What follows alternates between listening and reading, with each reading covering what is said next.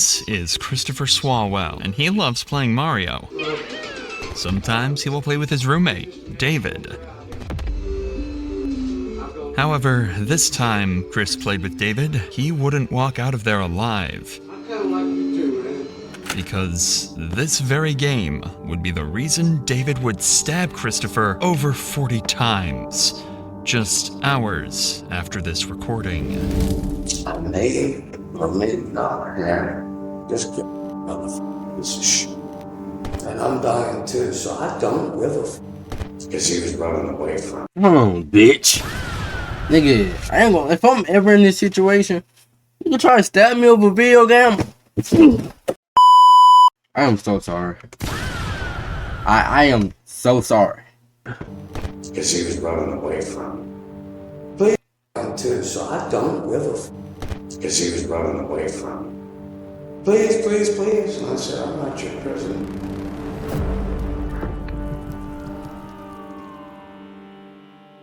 After David committed his horrifying murder, he would call 911 himself, explaining to police what exactly just happened. David wasn't trying to hide the facts that he committed the murder, but rather claimed that it was done in self-defense. After all, what happened between the initial fight and Christopher's death is unknown. Police would quickly rush to the scene, but nothing could prepare them for what they were about to see. Yeah, copy. We don't see him. We're gonna go in. We can get into the building. Hold up. Hold up. What apartment again?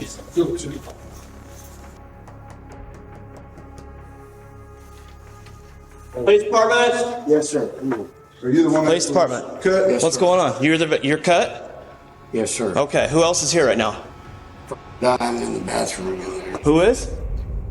His name is Chris, as far as I know. Okay. Ames 93. He put his hands on me. Oh, yeah. It's just my best friend on the phone. Where you just had someone answer the door here at the apartment. I just needed a witness. Okay. Do you have any knives on you right now? No, sir. All right. No. Let me make sure you're clear, okay? Yes, sir. Please. Who else is in the apartment with you besides Chris? Besides the guy dying on the bathroom floor, no one. Okay. All right. There's this guy. We're gonna go. Who? That nigga already finna make me mad, bitch. I ain't even gonna hold you. You can't just be shit talking after killing somebody, bro. Nigga, you're dead next. You're dead next. Best believe, nigga. I'm coming for your ass. That shit. This video finna blow me. I already know it. We need to check the bathroom. We have somebody bleeding in the bathroom. Get him detained, please. All right, come on. Watch your step. Police department. Which bathroom is he in? He's right here. I got him on the floor. Police department. Chris? Chris, can you hear me? On the floor, police would find a bloodied Christopher with large gash wounds on every visible part of his body. Most horrifying of all was that Chris was on his last breath when officers walked in, even managing to make subtle body movements. However, within seconds of the officer speaking with Christopher, he would pass away. Chris. Oh my God. Chris, stay still for me. Yep, I'm with him. Chris, I need you to stay still for me. Chris, can you tell me your name? Can you talk to me at all, Chris? How you gonna tell a nigga Ted? You clearly know a nigga name. If I was the boss, I'm firing you. Fuck. Bro, help him, bro. I hate shit like this. It's all facial. Can't. Facial in head, yeah. Don't move. What's all that blood back there? I don't know what it's from. It's got a giant plaster from the top of his head. Yeah, like right here. What do you want? There's a giant scalp, piece of scalp missing. Okay. You just have to go one with our name. Yep. I'm here, dude. What's your name? After they saw the Why are they still saying, what's your fuck? Like, help him. The nigga at the door clearly told you his name. What are you talking about, bruh?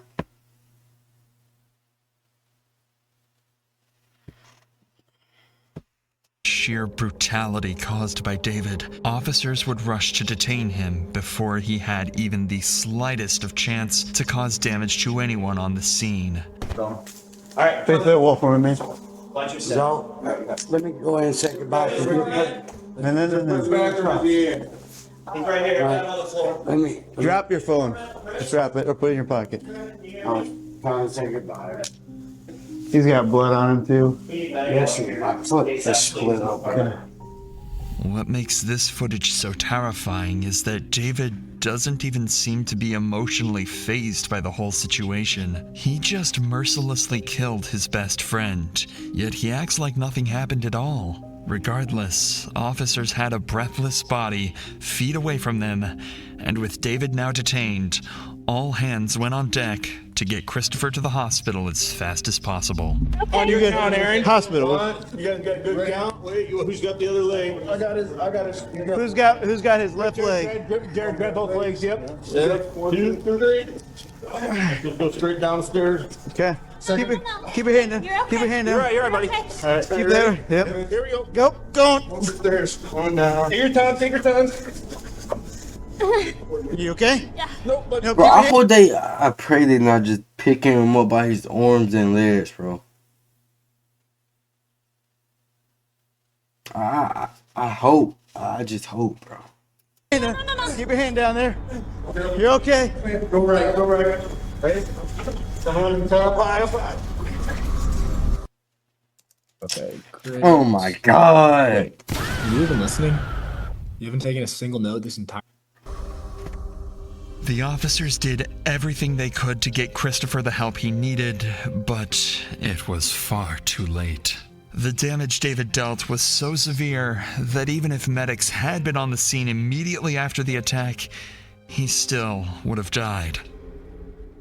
With the intensity of the situation now slowing, detectives had one question that had to be answered. What could have possibly led David to kill his best friend in such a brutal fashion? Something devastating must have happened, or so they thought. Because the more they talked to David, the more obvious it became that this murder was about as evil and ruthless as they could have ever imagined.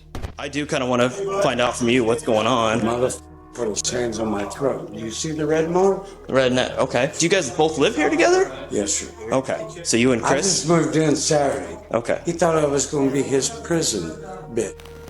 Okay. So let's start at the beginning. Sean, what's your first name, sir? How do you spell your first name? Sorry. No, it's okay. Couldn't help but laugh. I just want to make. I know. No, I know. It's- What? Man, if I was to pull out, man.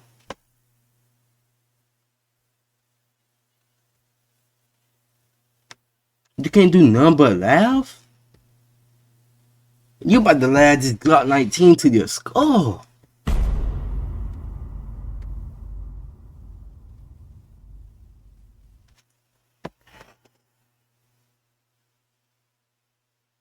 Rest in peace to Chris, man. SEA or is it SH? Thank you. It is. SH? Yes. A. Okay, got it. Do you need? Can I grab your phone for you? Sir, it didn't release. I know. I gotta fix that. Yo, Okay, what's good, Amari? Amari. Bro, nigga, I gotta talk to you about something. I'm mad. My nigga, I'm gonna tell you after stream, man. It's a new Roblox game we both can play, my nigga. I'm paying after this video. You gonna see, bro. Give me a second, okay? All right. I would like to take you down to the PD to talk a little bit more where it's quieter. So I'm gonna grab your cell phone. Do you want your keys? Please. You want SIGs to go with you too? Please. Is that cool? 6 months and phone. So all that. I tell you what. And if you wouldn't mind, lock the door. And my little girl behind this. The fact that David asks to lock the door makes this whole case even more strange. It seems like David actually thinks his murder was justified. That even if Christopher put his hands around his neck, stabbing him over 40 times with a machete was the right way to handle the situation. All right, Sean, my man, we got. Okay. His friend grabs his neck, right? And he was like, okay, I got something for you. Okay, whoop-de-doo. But if I was his friend, I saw you pick up a machete, nigga, I'm beating the fuck out you.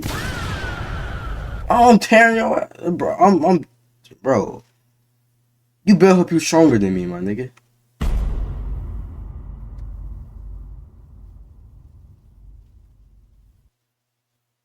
You better hope you're stronger than me, bro. Gotta get your foot checked out too. What's going on? Yeah. We're gonna go. Did I do something wrong or? We're gonna go to the police. Yo, this nigga got me. Yeah, I do something wrong, nigga. You just.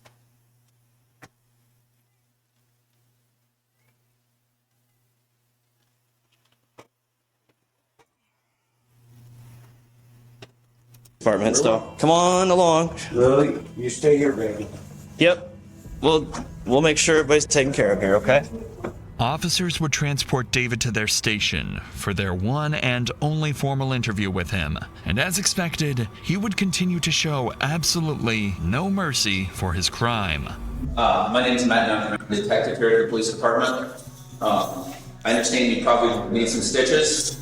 I'd like to talk to you about what happened. Of course. And I'll leave that completely up to you, whether you'd like to go get your stitches, then talk to me, or whether you want to talk to me now. Okay, I'm gonna leave that hand over and let's just get it over with. But no, it's completely. No, I have a problem with that. Okay. Yeah, we know. Jared, well, we can have him step out. That's all we.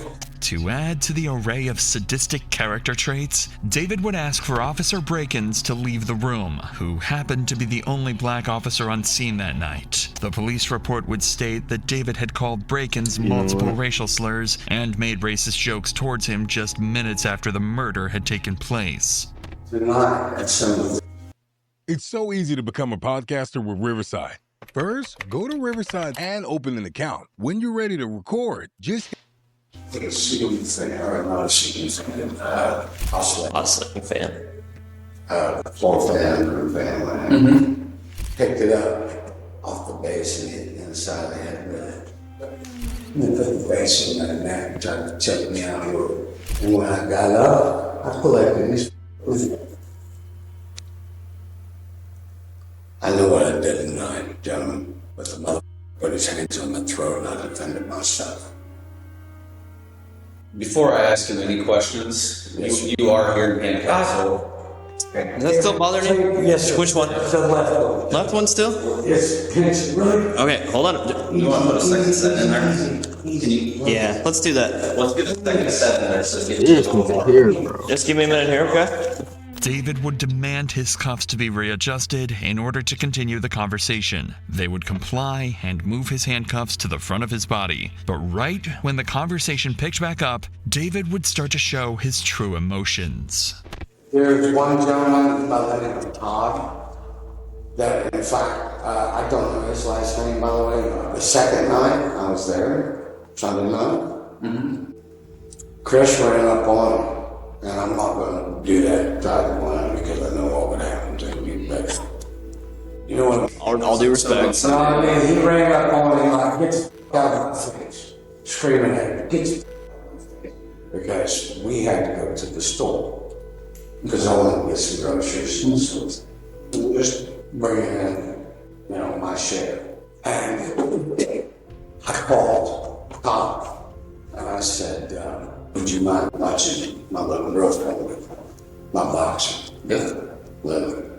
I'm worried about her, by the way. We're taking care of her. We got an officer out there that's with Lily, so. Do not put her on the phone, please. They're taking care of her. She's my solution. Okay.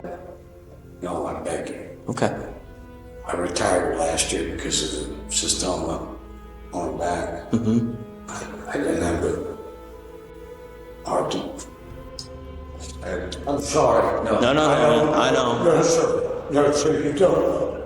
I lost my wife, my mother, and all three of my dogs all within 3 months of 2008. My next door neighbor walked that box over to me in one hand and said, "You need a friend." And I said, "I do." So I certified her and trained her myself. Awesome. And she's in that apartment, but after the stomas appeared, I didn't have the heart to make it work. So I officially retired last year. She turns 12, Valentine's Day next year. While this has nothing to do with Christopher, it shows that David does have some caring bones in his body. More importantly, now that he's in an emotional state, the detective wants to capitalize on this and try to get to the true reason why David murdered Christopher so brutally. You see what he did? We're trying to do. So how did you find the apartment? He advertised it online. I found it on, if I'm not mistaken, Marketplace. On Facebook Marketplace? Yes, sir. And where'd you move from, sir? I'm sorry. I'm worried about my little girl. I understand. She's all I have. I lost my wife after she passed. This he was a friend of mine, actually.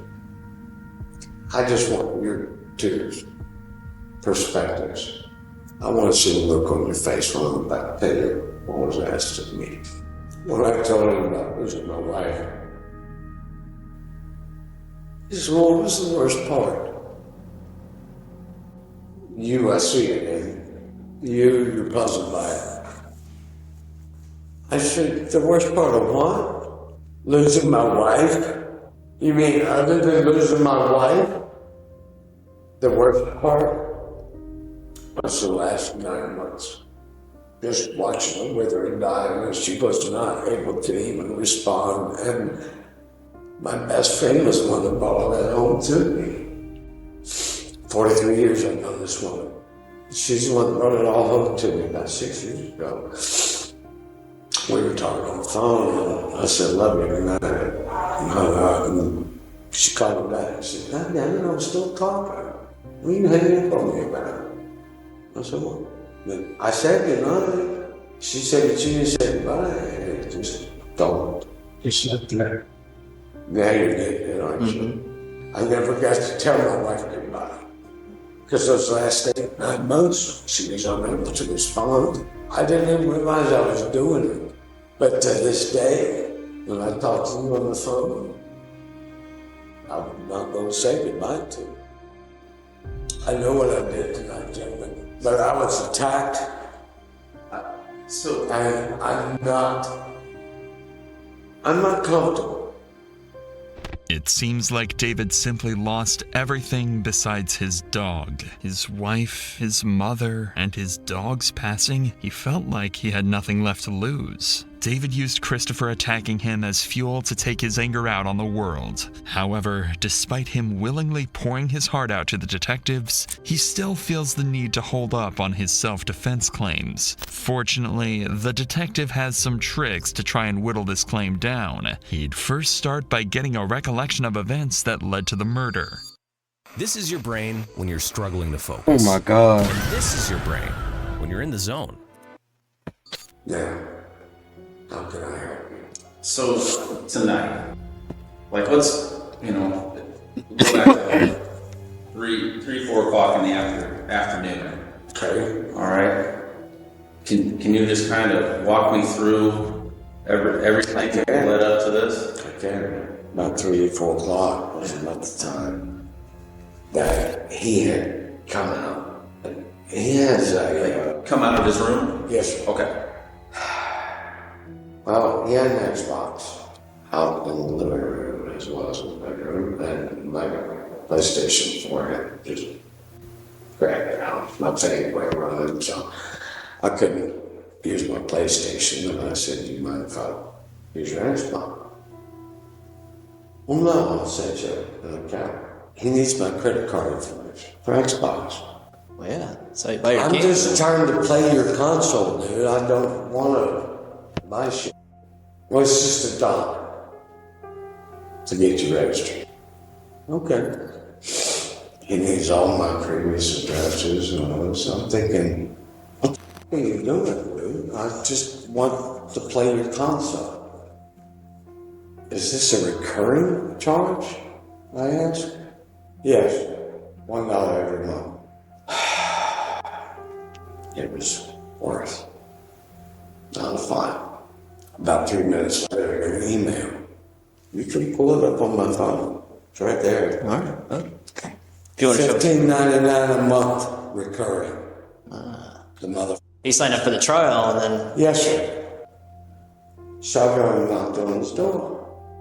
And you got a second. I'm sleeping, he says. Really? 5 minutes after you just walked out of the room. Okay. I do have a plan. I'm sleeping and screams like I'm gonna say that's when I came missing with the fan and all hell broke loose. Okay.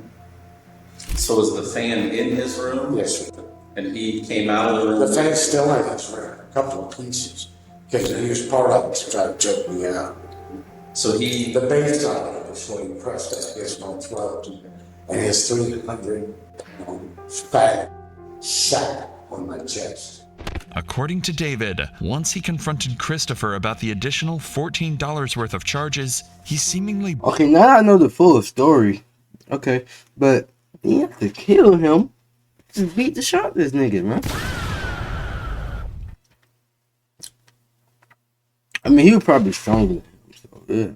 I don't know, bro. burst through his door and attempted to choke him out. Obviously, this seems extremely uncalled for and far-fetched, so the detective would try to debunk this as much as possible. So after you flipped him off, what happened next? Very smart. I know you are. I flip him over on his back. Okay. I jump up. He'll take off running. He throws something. I don't know. It hit me in the back of the head, so I would assume either the stem and the base, the fan and the stem, or the base itself that he was trying to choke me out with. Something that hit me in the back of the head. I ran to my room because he had already put his hand on.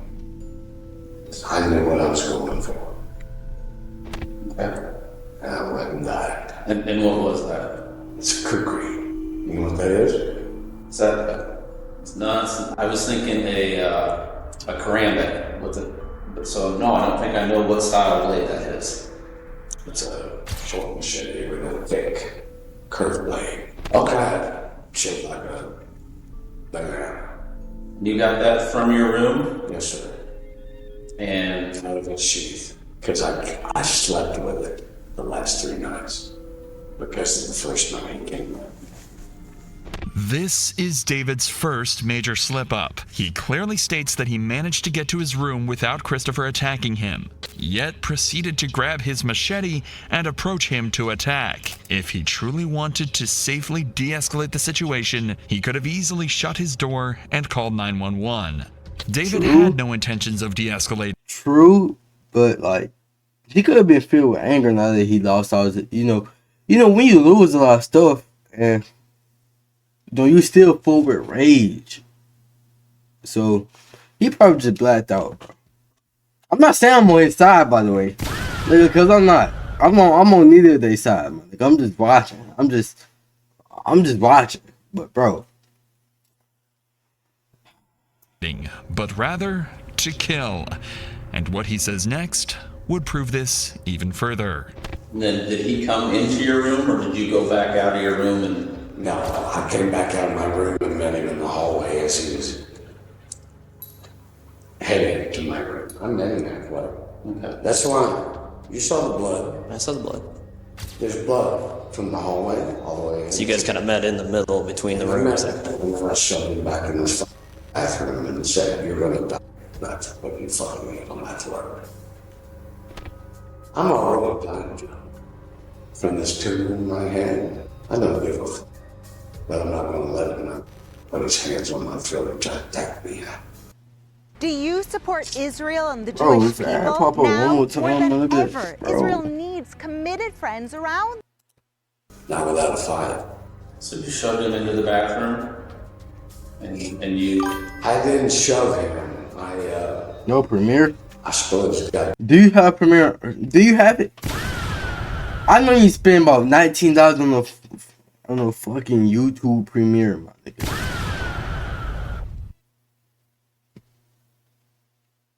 If you did this, something Oh, something might be wrong with you. I'm on, dude.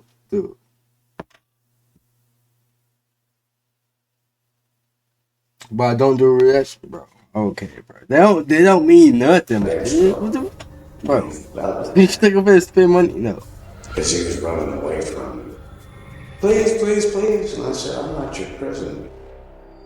This was the nail in the coffin for David. His efforts to claim self-defense were meaningless after what he just admitted. You want to keep talking to prison?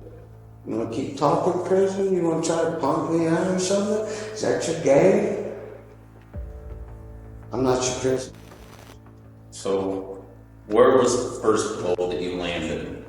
Towards the end of the hallway, just as you come from my bedroom to the kitchen/living. I was in the apartment, so Yes, not at his room door, but no, not at that as you're door. coming in. Remember that hallway where I went down to my room? Yeah. Okay, where that hallway ends, at the beginning of the kitchen/living room area, those blood drops. Yeah, that's where all the blood was in That's there. where they first got the shit. And where did that land on his body? You remember? First one, I recall, it would be the right-hand side of his right. Right, his right hand side. And he was facing. Right. He was facing away from you when you said he was No, recruiting. he was looking right at us. Okay. And it was in your right hand or your left hand? The blade. The blade? Yeah. It was in my right hand. Okay. So if I had the blade in my right hand and it hit the right side of his face, Yes, right. it was a cross, Yes, sir. kind of like that? Yes, sir. Okay. All right, so one was here. Was there a second one? No, there was 3 or 4. 3 or 4? Were they all the same motion to the same side of the body, or I couldn't tell you. after that first one? After that first one, I couldn't tell you, to be honest with you. Okay. At any time, did you feel like you had a chance to separate and get away from him? I'm not sure I understand the question. I mean, What he's done, down, or that when you out for the count kind of thing? or when you came out of your room and he saw you had the blade. Oh no, he was still trying to fight. Okay. And He didn't go down until I had Zola on the phone when they arrived. Because I called Zola. And I said, Zola, I'm going to jail. And she said, oh, goddamn, I'm going to do it. You gentlemen have been in tussles. Do you stop until they're done? No. I just kept swinging. and he kept moving backwards. Yes, sir. Okay. Look, I'm just telling you. I kept going until it was done. And you said you picked up part of the fan at some point? I picked up the fan, yes. Because that was still somewhere close. It's all over the bedroom, bathroom, Yeah, gotcha. pieces of it everywhere. You saw it. I saw it, yeah. What'd you do with the blade? You want to answer that one? You know where. I know where it's at. I was sitting on the dining room table. I left it. On the dining room Yeah, on the table. Was anyone else? Was Todd at the apartment when this happened? He was. Matter of fact, I went back and knocked on his door and I said, Todd, I may or may not have just get that motherfucker piece of shit. He started shaking, quivering. I needed some alcohol and took off. When was the last I saw Todd? And that was before we got there. Yes, sir. Okay. So you had moved here from Bryant, you said? Yes, sir. From Bryant's in Arkansas? Brian, Arkansas, yes, sir. And I guess, do you have family in Ames or? I have no family. My wife and my mother was the last of my family. I'm all alone in this world. And I'm dying too, so I don't give a f. I really don't. Because you said you have a tumor? Yes, Is that what sir. you said? Sorry to hear that. The entire, matter of fact, these are the doctor's words, not mine. It's the largest they've ever seen. They don't know how I'm walking around. But it's the same thing they said when they said I'd never use that arm again, too. That's the one I used to take that mother head apart tonight. Do you feel you went overboard tonight? No, sir. I didn't go overboard. I did what I had to do to get that big fat off of me. He outweighs me by 120 pounds. I did what I had to do. And this seemed to be all detectives needed as well. It was clear as day, David was a cold-blooded killer. However, as they were about to wrap up the interview, David would make one final, chilling statement to everyone in the room. I'm not sorry for what I've done. I did what I had to do. I hope you gentlemen understand. Do you need another tissue? David spared no remorse to Christopher and wanted the officers to be fully aware of that. Unfortunately for him, the judge wouldn't spare him any remorse either, and David Sean Hunter would be charged with first-degree murder for the brutal killing of Christopher Swalwell. In September of 2021, he was sentenced to life in prison without the possibility of parole. He would file for a mistrial later that year, but was swiftly denied by the court.